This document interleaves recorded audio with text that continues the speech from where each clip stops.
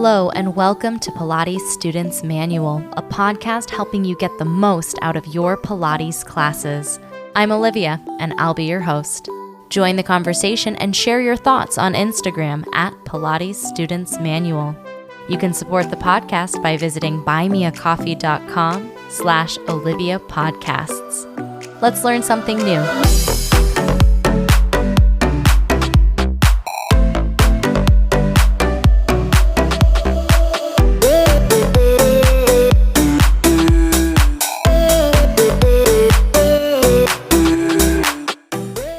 Hello, everybody. Welcome back to the podcast. Today, we're going to be talking about how to get better at any Pilates exercise, which sounds pretty great. I mean, that sounds awesome. I would love to get better at Pilates exercises. And what I'll be sharing today are strategies for improving your execution, I guess, of your Pilates exercises. And the strategies themselves are really straightforward and pretty simple. That's not to say that putting them into practice is easy or simple, but the strategy itself is not where you're going to get hung up. So that's good news. And this really works for anything, any new skill that you're trying to learn, whether you're learning a new language or you're taking up some new crafty hobby business. Really, any skill that you want to learn, at least these first two strategies are going to help you to get better at them.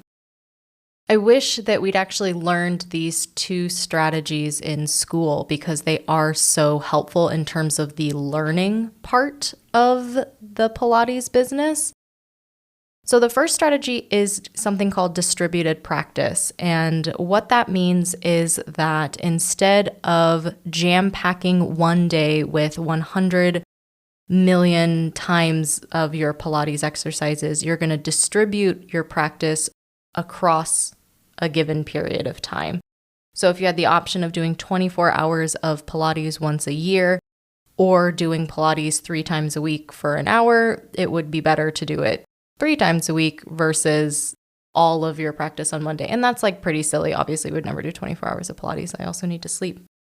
But just this idea that if you are trying to learn something new, our brain needs time to process it. And we also need to be reminded of it pretty frequently in order to remember it.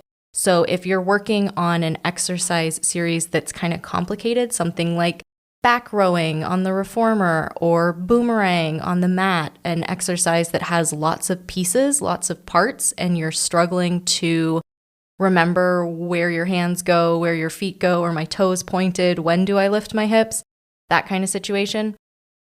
It can help to break up your practice so that you get little reminders of the exercise and you get to practice it pretty frequently.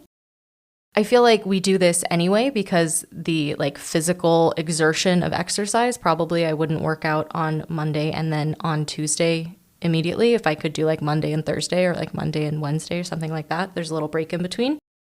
But even if you're doing your classes in the studio and you're having that little break in between, I also encourage everyone. I don't know if regular Pilates doing people do this, but if you have a mat or a soft floor, like carpeting, just getting on the ground and doing the thing a little bit on your own and kind of playing with it, because that leads in quite nicely to the second strategy that you can use, which is self-testing.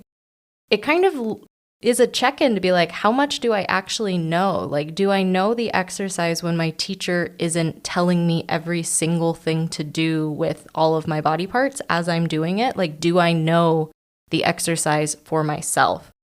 And we talk about this a lot in terms of having Pilates in your body and having a muscle memory of the choreography in your body. And that is something that happens through lots of practice. So that distributed practice is super helpful, but also checking in with your own understanding.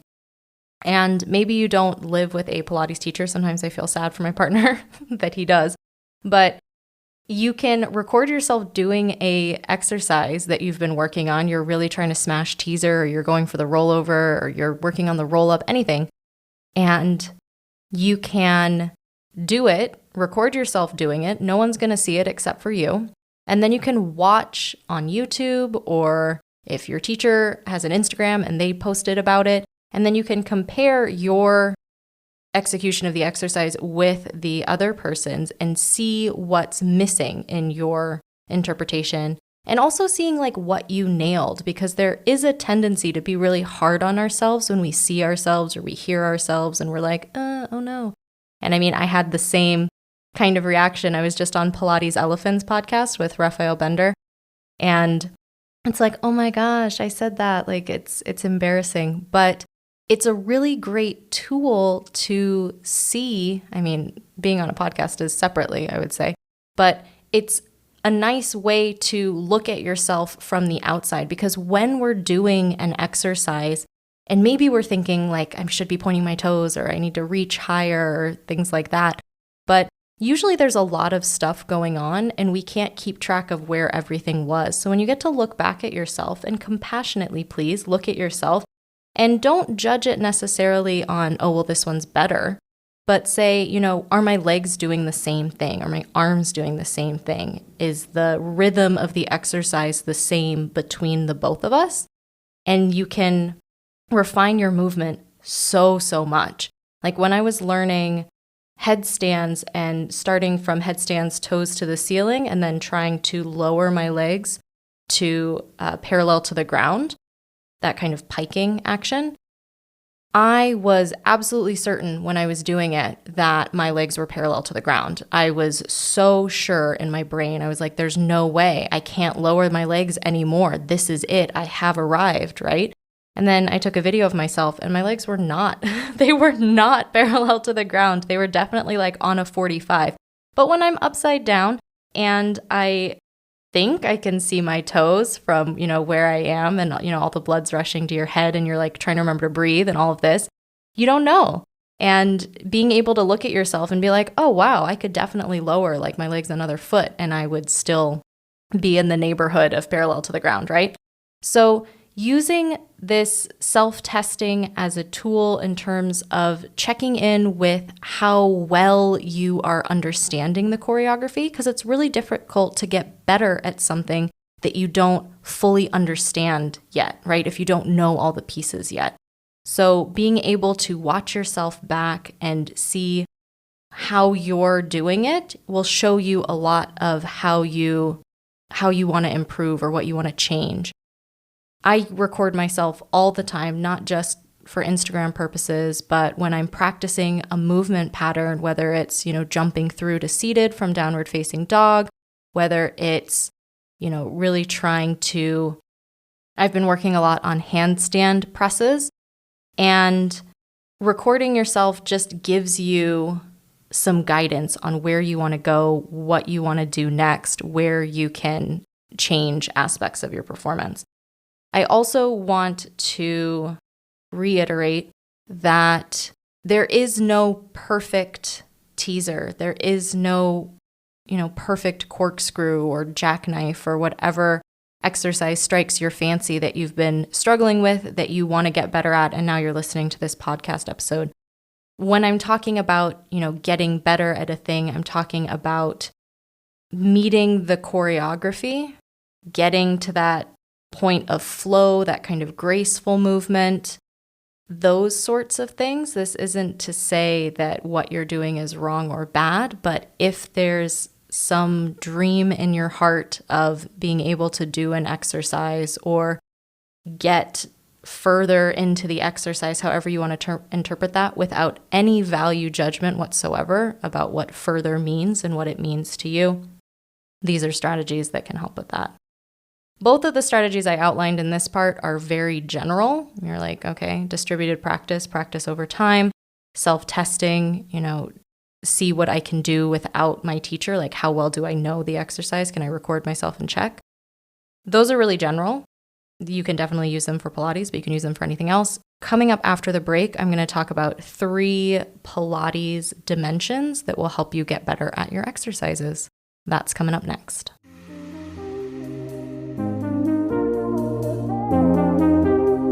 Hi there. Enjoying the podcast? Me too. Make sure you subscribe wherever you're listening so you get notified about new episodes. And visit buymeacoffee.com/Olivia Podcasts to support the show. There you can make a one-time donation or become a member with a donation of as little as $5 a month. Members get some awesome perks, including a shout out in the next episode, a monthly newsletter, a monthly Zoom call with me, and more. You can also visit links.oliviabioni.com/affiliate and check out some sweet deals on products I use and love. Now back to the show.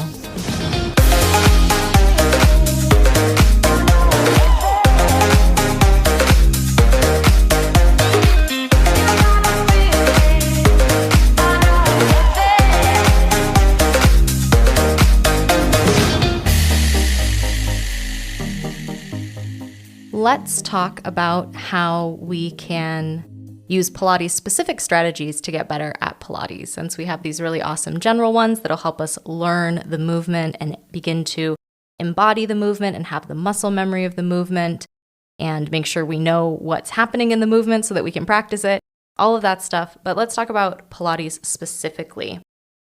Pilates, in my experience, is challenging in 3 different dimensions, 3 different axes, 3 different flavors, and they are coordination, flexibility, and strength. So every exercise that we do has some combination of factors. It's almost like if you remember playing the Sims game where you have a certain number of points and then you're giving people, charm and intelligence, and you're like building this little person based on points. Every exercise has like a given amount of flexibility requirement, of a coordination requirement, of a strength requirement in order to do the thing that Joseph Pilates said that we should do. When you are working on an exercise because it's been challenging you and you're struggling with it and you're kind of wrestling with being able to do it, I think something that's important to do is identify what about the exercise is challenging for you. And it can be more than one, definitely, especially when we get like a brand new exercise. We're like, the whole thing is challenging. Everything about this is challenging. But when you're breaking an exercise down and kind of thinking about, what do I need to work on to make this exercise happen more smoothly in my body? It's going to be different for each exercise and for every person doing the exercise. I talked about last episode or a few episodes ago working through teaser. And teaser is an exercise that has a coordination component because you are keeping your legs lifted and then rolling up to them when you're doing teaser on the mat. And you are on the reformer having to push through spring resistance, the carriage is moving, and you're lifting your arms and legs at the same time and coming up into teaser, right? Like there is obviously a coordination challenge here in terms of timing and getting your body parts to work in concert with each other, right? So it could be the coordination. If you're like, ooh, I've been working on teaser forever on the reformer, I can't get up. Is it the timing that we need to work on? Is it the coordination? Finding that balance point on your butt, right? There is a strength component. In teaser on the mat, you're rolling up to lifted legs. You need to be able to roll up in order to do teaser on the mat. Then your legs are lifted, which adds even more fun times for your hip flexors, right? To hold your legs up while you roll up. So it could be a strength component. I need to get stronger in my roll up so that I can roll up with my legs lifted. Sure. It could be a flexibility component. When you're thinking of teaser, or maybe you've seen teaser and people have very high legs in their teaser, their V shape is very narrow and it's a rounded V shape. Of course, our spine is in a C curve when we're in teaser, but the legs are really high. That could be a flexibility thing. Like people who are more flexible in that back line of their body will be able to lift their legs higher and come up to meet their legs more than if you were feeling really tight in your low back or in your hamstrings or anywhere in that posterior chain that, a really tight V is demanding more flexibility than you're able to give. And so your V is going to be a bit wider. there's nothing wrong with that. There's nothing wrong with any of those things. And as I said in the teaser episode, and I will continue to say forever and ever, everyone's exercise looks different on their body because everyone's body is different, like structurally and also like in practice, it's different. So we're not looking to get better in terms of like changing ourselves into something that we're not. But if you're like, the thing that's holding me back in that high teaser is flexibility, that is something that's adjustable. Like I can't change the length of your legs. And I will keep saying this example forever because I think it's great. That in my teacher training, there was a gentleman who is 6'3" with legs like tree trunks, and his teaser had bent knees because his legs are tree trunks. They're very long. They're as long as like half of my body. And they, like with his flexibility and with the strength, like the amount of strength and flexibility required to hold his legs up and straight was just not happening in his body. And that's what his teaser looked like. And it was totally fine, you know? But if you were able to identify, hey, I feel really tight in my hamstrings when I do teaser, we can get more flexible. We hang out in our end range for like a long period of time, and we stretch and we hold and we get used to being in that end range, and we get more flexible over time. So if teaser was your goal and flexibility was the obstacle in that, do a bajillion forward folds and hang out there for like long periods of time, and you will get more flexible and you'll be able to lift your legs higher in teaser. You know what I mean? For the strength component, you want to practice, of course, the exercise that you're working on, but also any of the exercises that build up to that exercise. So I've been really harping on teaser. I guess we'll keep talking about that. So getting stronger in your roll up is going to be really helpful because rolling up with your legs on the ground is easier than rolling up with your legs lifted. So you get really good at rolling up with your legs on the ground, and then you start lifting your legs, and maybe you lift your legs and rest them on something. Maybe you lift your legs and you hold them in tabletop or something, but you build strength there. You know, you get stronger at the part that is challenging to you, and then teaser gets a whole lot easier. The coordination bit, and especially if I said something about graceful movement and you're like, yeah, that's what I want. I want to do it like really smoothly and really gracefully. That's literally just practice. That is just doing it over and over and over again and getting that muscle memory in. It's going from being a baby horse that's kind of like walking wonkily, very like uncoordinated as they first learn to walk. And then like in an hour, they're running around like fine, you know? Can't guarantee you that your teaser is going to get super coordinated in an hour, but you will get more coordinated the more you practice. And that's why it's so easy to say and so hard to do, because a lot of this just comes down to practicing. And there are real like strength building regimens that you can follow. You can do a strength plan. You can work yourself to near fatigue in the area that you're exercising, like if you really have got strength gains on the menu. But honestly, like just practicing things that look like the thing that you're trying to do, and then practicing the actual thing that you're trying to do. That is the secret to getting better at any exercise in Pilates. Big thank you to all my supporters on Buy Me a Coffee. I've got a really fun workshop coming up on July 23rd that will be available to members only on Buy Me a Coffee. So if you haven't already headed over to that Buy Me a Coffee page and joined the membership so that you can hang out and have Zoom chats and occasionally do cool workshops and things like that with me, definitely do that, because that is currently live and it is only available to members Buy Me a Coffee. The workshop is on working confidently with pregnant clients, and I'm looking forward to seeing everyone there in just a couple weeks. Thanks for tuning in. I will chat with you again soon.